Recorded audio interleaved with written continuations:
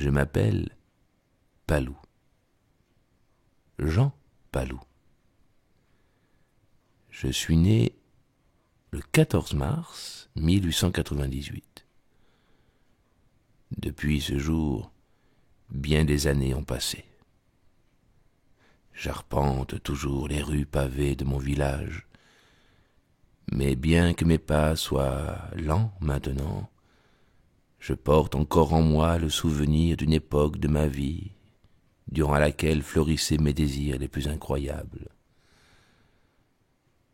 Malgré mes déceptions, face à une société qui se dit plus moderne, je suis toujours pris d'une folie créatrice infatigable, et je pourrais encore exprimer une à une toutes mes passions les plus profondes.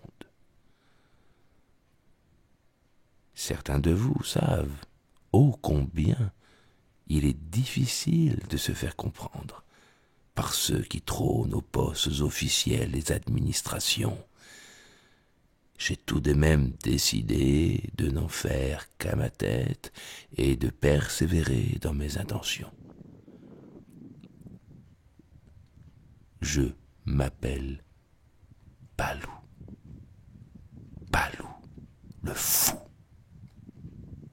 Palou, celui qui parle aux arbres, aux morts et aux pierres. Palou la bohème, comme ils disent. Palou, celui qui marche et crève. Alors, maintenant que je vous sens tous réunis là devant moi, j'en profite pour vous conter cet épisode de ma vie si créative et à la fois si meurtrie que fut la mienne.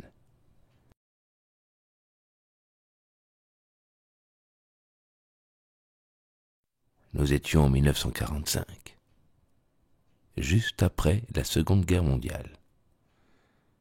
À cette époque, j'avais 47 ans. J'étais garagiste en Avignon. Et après avoir fait le bilan de ma vie, je me demandais, a-t-elle pu combler mes désirs véritables? Ai-je vraiment connu le bonheur? Suis-je fait pour la mécanique? A-t-elle élevé mon âme? À toutes ces questions, je répondis franchement non. Mon désir était de m'engager dans une nouvelle vie.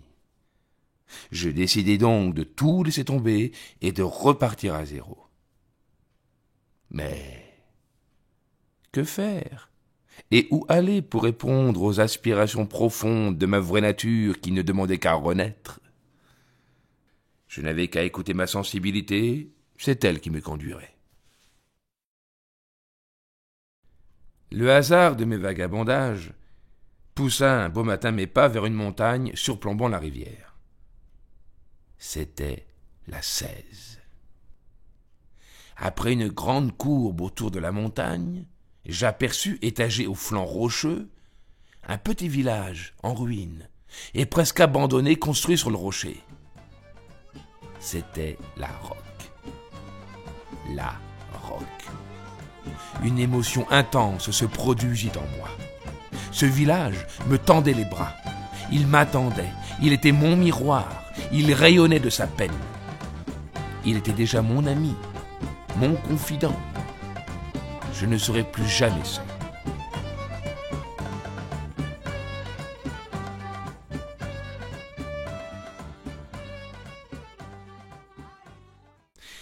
Comme j'étais fils de restaurateur et que je connaissais quelques recettes, je décidai donc, sur le champ, de jeter mon encre ici et de devenir aubergiste.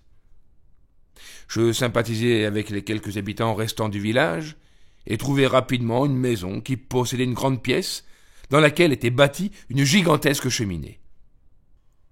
Ce fut là un nouvel éblouissement, une nouvelle vision. Ici, ce sera la salle à manger. Et là, la cuisine. Et là-haut, les chambres. Je venais de trouver un nouveau lieu pour ma nouvelle vie. Sur la porte de mon auberge, je m'empressai d'écrire ces mots. Si tu es un ennemi, entre. Si tu es un ami, reste. Si tu es indifférent, passe. Mes premiers clients furent des amis qui apportaient volailles et rôtis à faire cuire pour être sûr d'avoir quelque chose à manger. Puis il y eut les pêcheurs qui amenaient des truites et les chasseurs avec leurs lapins. Informés par le bouche à oreille, les touristes curieux, avides de découvertes et de pittoresques, pénétraient dans mon auberge. Ils y trouvaient souvent des artistes bohèmes ou avant-gardistes, des peintres, des musiciens, et aussi quelques bourgeois arrivant avec leur maîtresse et qui ne regardaient pas à la dépense. La soupe au pistou et la paella royale étaient souvent au menu. On mangeait, on buvait, on riait et on dansait. Comme j'avais aussi quelques talents pour la peinture et la poésie, j'avais exposé quelques-unes de mes toiles sur les murs de l'auberge. Et quand le repas était fini, je contais mes histoires et disais mes meilleurs poèmes à tout ce beau monde très hétéroclite, à tous mes convives, venus ici pour le seul plaisir d'être ensemble. Écoutez, écoutez, comme par magie, écoutez. C'est bien ma voix, à cette époque, que l'on peut entendre maintenant. Allô, allô, ici la Roque-sur-Cèze. Oui, n'est-ce pas, auberge Palou? Bon, ce soir, au menu, la paella royale. Voilà. Nous avons un charmant pensionnaire qui vient là. C'est la réclame de la maison. Bon, voilà, alors on va voir ce que ça va donner. Cependant, quelques mauvaises langues disaient « Il est particulier ce Palou, un peu fou, un peu marginal, un peu poète. Il paraît qu'il s'abandonne à peindre des tableaux très bizarres, qu'il écrit des poèmes. Il paraît même qu'il donne à manger à des vagabonds et que l'on aurait vu sa silhouette au bord de la rivière qui se mélange avec les gitans. Vous savez, ceux qui viennent chaque année camper sous les platanes pour faire des paniers. Il n'était pas gitan, mais manouche. Vous voyez, là, sur les images de ce film, le chef d'orchestre, c'est bien moi.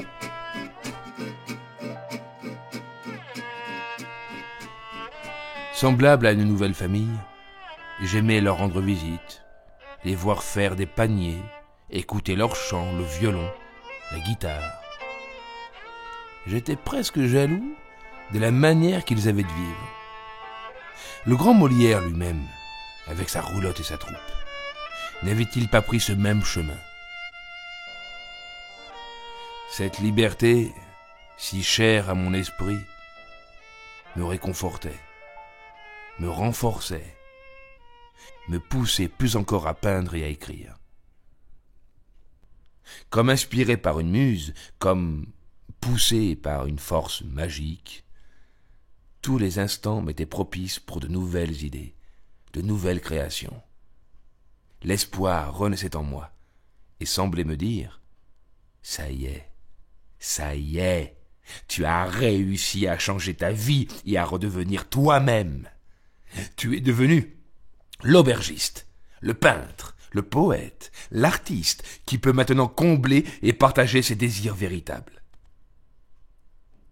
Et puis, ce fut ce jour-là, où parmi les ruines des maisons écroulées, entre deux tours encore dressées par de vieilles pierres, que je décidai donc de construire un théâtre, mon théâtre.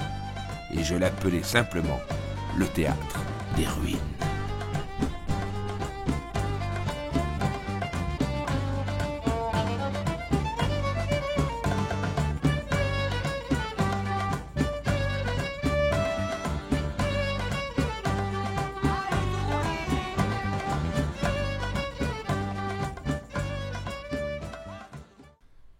Encouragé par ma femme Heidi, et avec l'aide de quelques pensionnaires de l'auberge, je réussis à déblayer les tonnes de pierres, de poutres et de vieilles tuiles cassées qui encombraient le milieu des deux tours où serait construit mon théâtre. Je transportais les poutres sur lesquelles serait posée la dalle qui servirait de scène. C'était un travail de longue haleine, mais je croyais tant à ce projet que l'envie de partager ce lieu me donnait force et courage. Après que cela eut été fait, j'installai des bancs et des gradins qui pouvaient accueillir un public d'une centaine de personnes. Mais je ne voulais pas en rester là. Jean Vilar avait créé son festival en Avignon, alors pourquoi Jean Palou ne ferait pas de même dans son village?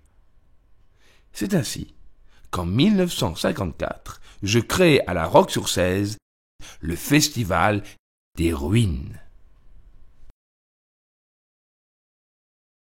C'était au mois d'août, et les premières œuvres jouées étaient interprétées, cette fois, par des comédiens professionnels. Les textes appartenaient au répertoire classique français. On pouvait y entendre Marcel Aimé, Baudelaire, Diderot, Jarry, Rimbaud, des pièces de Musset, et bien sûr, le grand Molière.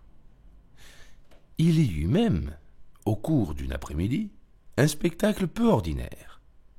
C'était une démonstration de judo faite par un club régional. Autant vous dire que le public était comblé devant cette scène. Hétéroclite. Le village était devenu un centre culturel, rayonnant au-delà de la région du Gard. Dans les rues, on pouvait croiser des personnalités du spectacle et de la chanson, des artistes nationaux, comme Georges Moustaki, Jean-Louis Trintignant, et même des sportifs comme Raymond Poulidor. J'avais réussi.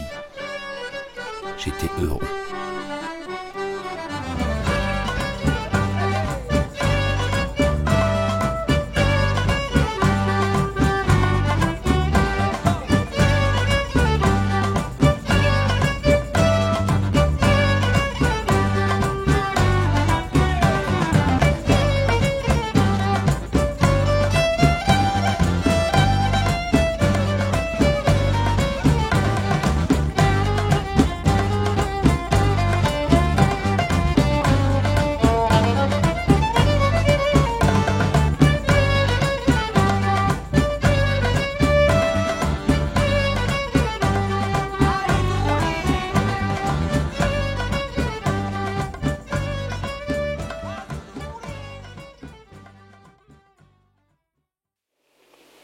Merci d'être venu connaître mon village.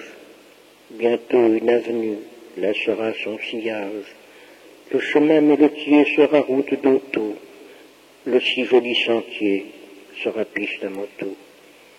Lorsque la poésie sentira le pétrole, ce lieu que tu choisis n'aura plus d'auréole.